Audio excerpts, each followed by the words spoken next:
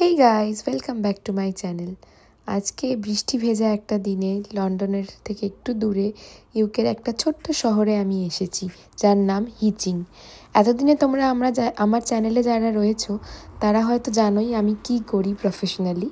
আমি একজন ফটোগ্রাফার এবং কন্টেন্ট ক্রিয়েটার।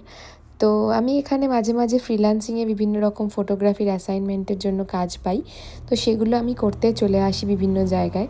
ইন্ডিয়ায় কিন্তু আমার স্টিল দ্য সেকেন্ডস নামে একটা নিজস্ব পেজ এবং বিজনেস রয়েছে। ইন্ডিয়ায় কিন্তু আমি বহু বছর ধরেই ফটোগ্রাফি করেছি। অনেকেই তোমরা অ্যাজ এ ফটোগ্রাফার আমার নাম শুনেছো বা আমাকে চেনো। যারা আমার পেজে নতুন তাদের জন্যই আমি আবার একবার ইন্ট্রোডাকশান দিয়ে দিলাম আমার।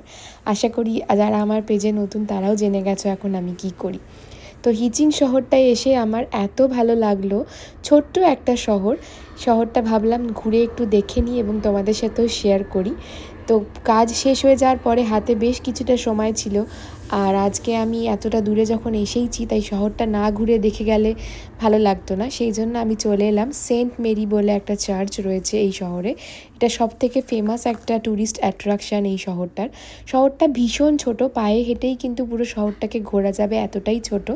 সেই জন্য আমি ভাবলাম যে হেঁটে এই শহরটাকে একটু ঘুরে নিই এবং তোমাদের সাথেও শেয়ার করি। আশা করি তোমাদের ভালো লাগবে।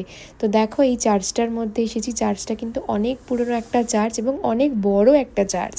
এখানে কিন্তু তোমার কবরস্থানও রয়েছে চার্চটার বাইরে। আর চার্চটার ভেতরটা কিন্তু অসাধারণ লেগেছে আমার। তোমাদের সাথে তাই ভাবলাম ভিডিও করে পুরোটা শেয়ার করি। তোমরাও দেখো চার্চটা কী সুন্দর। অনেক ছোট থেকেই আমার পুরনো আর্কিটেকচার দেখলে জানি না কেন মনটা ভীষণ টানে। অনেক লোকের পুরনো জিনিস একদম ভালো লাগে না, কিন্তু আমার জানি না কেন পুরনো আর্কিটেকচার দেখতে ভীষণ ভালো লাগে। আর তাই জন্যে এই চার্চটা মনে হয় আমার এত পছন্দ হয়েছে। আমি একা আজকে বেশ অনেকটা সময় এখানে কাটিয়েছি। চার্চটার যে কোনো জায়গায় ঘুরে ঘুরে যখন দেখছি প্রত্যেকটা কোণা আমার ভীষণ সুন্দর লাগছিল। তাই আমি অনেকক্ষণ ধরে চার্চটার ভেতরটা পুরো ঘুরে দেখলাম এবং চার্চটার বাইরে থেকেও চার্চটা এতটাই সুন্দর। এটা কিন্তু বেশ পুরনো একটা চার্চ, প্রায় 14-15 সেঞ্চুরিতে এই চার্চটা তৈরি হয়েছিল। তো এত পুরনো একটা বিল্ডিং এবং এই পুরো শহরটাই কিন্তু খুব পুরনো একটা মানে শহর বলতে পারো। এখানে সমস্ত বিল্ডিংগুলোই কিন্তু বেশ পুরনো, কিন্তু আমার খুব ভাল লাগছিল এবং খুব আর্টিস্টিক লাগছিল এই পুরো শহরটাকে। তো ভাবলাম হাই স্ট্রিটটাও একটু ঘুরি এবং তোমাদেরকেও ঘুরে দেখাই। হাই স্ট্রিটে গিয়ে একটা এরকম আর্ট অ্যান্ড কালচারের দোকান পেলাম যেখানে খুব সুন্দর সুন্দর পোস্টার বিক্রি হচ্ছিল। তো সেগুলো দেখে আমার ভীষণ ভালো লাগলো।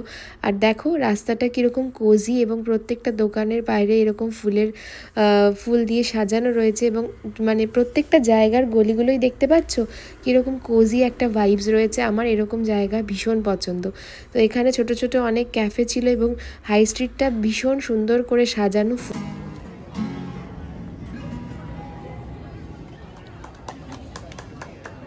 হাই স্ট্রিটে এরকম লাইভ মিউজিক চলছিল আর সাথে এত সুন্দর জায়গা, সব মিলে একটা মানে দারুণ একটা ভাইবস ছিল এই জায়গাটাতে। আর হিচিংয়ে কিন্তু ল্যাভেন্ডার গার্ডেন যদি তোমরা দেখতে আসতে চাও ইউকেতে, হিচিং কিন্তু তার জন্য একটা বেস্ট প্লেস। এখানে কিন্তু ল্যাভেন্ডার গার্ডেন এবং সানফ্লাওয়ার গার্ডেন জুলাই থেকে আগস্ট মাসে দেখতে পাওয়া যায়।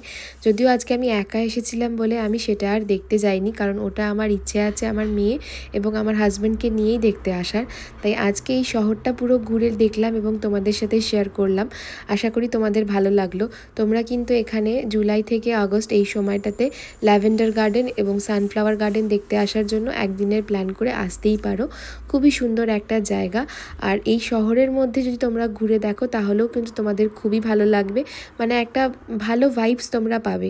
যারা তোমরা পুরনো আর্কিটেকচার এবং কোজি ভাইবস খোঁজার জন্য কোনো জায়গা দেখতে চাও ইউকেতে, তার জন্য কিন্তু হিচিং একটা বেস্ট প্লেস আমার মনে হয়েছে। আর আমি এই ধরনের জিনিস ভীষণ পছন্দ করি, সেই জন্য আমি এই জায়গাটা পুরো ঘুরে একাই দেখেছি। তারপর চলে এসেছিলাম একটা মিউজিয়ামে, যে মিউজিয়ামটার মধ্যে অনেক ধরনের হাতে আঁকা পেন্টিং ছিল, সেগুলোও দেখে নিলাম। তারপরে এবার আবার কিছুটা খাবার দাবার কিনে নিলাম, কারণ সকাল থেকে কাজ করেছি এবং ঘোরাঘুরি করেছি, তারপর প্রচণ্ড খিদে পেয়ে গেছিলো। তাই ঘোরাঘুরি করে একটু খাবার দাবার কিনে নিলাম, যাতে খাবারগুলো নিয়ে আমি ট্রেনে উঠে যেতে পারি, কারণ আমার রিটার্ন ট্রেনের টাইমও ছিল। সো খাবার দাবার নিয়ে কফি নিয়ে আবার এই সুন্দর হাই স্ট্রিটের রাস্তা দিয়ে আমি হেঁটে স্টেশনের দিকে চলে এলাম। স্টেশন আসার যে রাস্তাটা ছিল সেটাও কিন্তু অসাধারণ ছিল, চারিদিকেই সুন্দর সুন্দর। তো হেঁটে আমি স্টেশনে চলে এসেছি। আবার দেখা হবে নেক্সট ব্লগে। Thanks for watching.